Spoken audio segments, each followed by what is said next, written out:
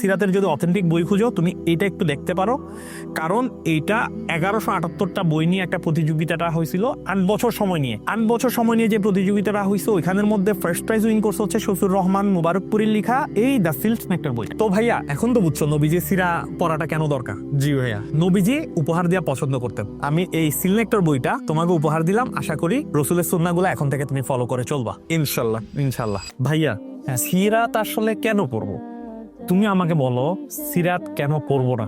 কারণ যাকে সৃষ্টি না করলে দুনিয়ায় তিনি সৃষ্টি করতেন না, তাকে নিয়ে না জানার কি কোনো সুযোগ আছে? না। আর তার সম্পর্কে এই যে সিরাতের কথা বলতেছিলা, সিরাতের যদি অথেন্টিক বই খুঁজো তুমি এটা একটু দেখতে পারো, দ্য সিল্ক নেকটার বইটা। আসো তোমাকে আমি একটু দেখাই এটার ব্যাপারে।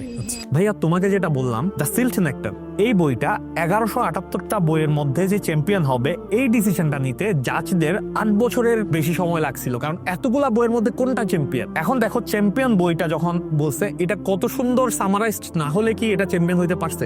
না ভাইয়া। আচ্ছা, সেখানে আমি ব্যাপারগুলো তোমাকে ক্লারিফাই করি। এই সময় আরবের কন্ডিশনটা কেমন ছিল এগুলি এখানে দেখাইতেছে। প্রত্যেকটা জিনিস না ব্যাখ্যা করা হয়েছে ম্যাপের মাধ্যমে। তার এই যে ইয়েমেনের জীবন, তারপর আরেকটা দেখো তার রাসূল সাল্লাল্লাহু আলাইহি ওয়াসাল্লামের যেই ফ্যামিলি, সেই ফ্যামিলির ট্রি স্ট্রাকচারটা দেখো এখানে। আচ্ছা, এটা সুন্দর করে ফুলের মতো করে দেওয়া। হ্যাঁ, ফুলের মতো করে দেওয়া হয়েছে। এই যে দেখো বদর যুদ্ধটার সাথে কিভাবে কি হয়েছে না হয়েছে, প্রত্যেকটা জিনিস ম্যাপের সাহায্যে কিন্তু এখানে রেড সির পাশে এই জিনিসটা হয়েছে বদর যুদ্ধটা। তো এই জিনিসগুলো যখন তুমি ম্যাপের সাহায্যে বুঝবা, আল্লাহ রসুলকে তুমি অনেক বেশি ফিল করতে পারবা না?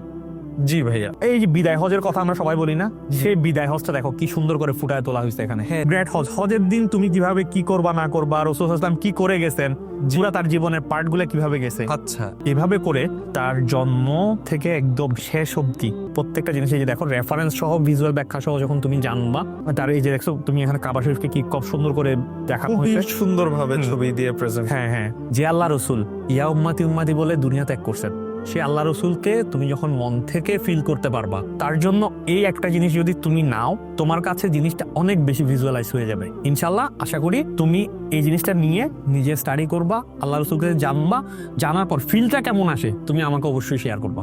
অবশ্যই ভাইয়া, এটা খুবই চমৎকার সুন্দর একটা বই।